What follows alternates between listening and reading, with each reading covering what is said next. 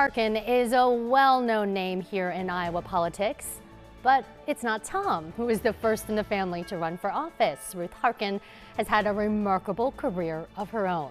And now she's written a memoir looking back at her life. It's called When My Husband Ran for President and Other Short Stories. Ruth Harkin joins us now to talk about the book. We're so happy to have you here with us this afternoon. Thank you. Thanks.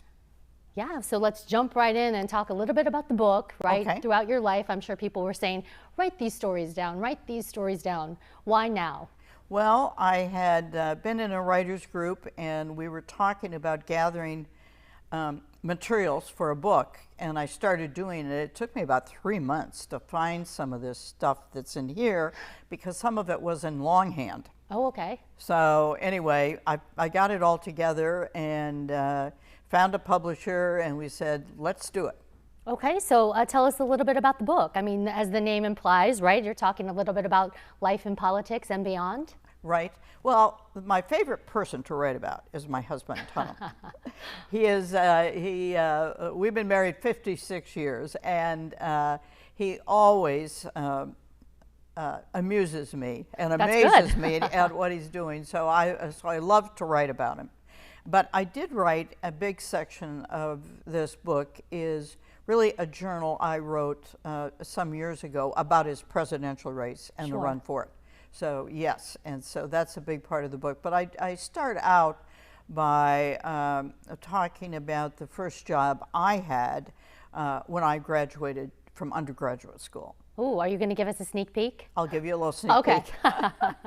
A friend and I were contemplating where we were going to find work after we graduated from college. Now, this is 1966. So my friend found a job that really appealed to us, and the criteria for the position is you had to be a woman, a college graduate, and unmarried. Now, in 1966, that was a pretty small field. Right. And so, anyway, this job was working in a service club for the United States government, and there were some great jobs in Germany that we could get working for the government, and the added incentive, we could get free hops on military aircraft and go to all these foreign countries. Not bad. Yeah. So I went down for my interview, and things were going along well, and they said, did you ever think of going to Asia? And I said, wow, Asia. I said, no.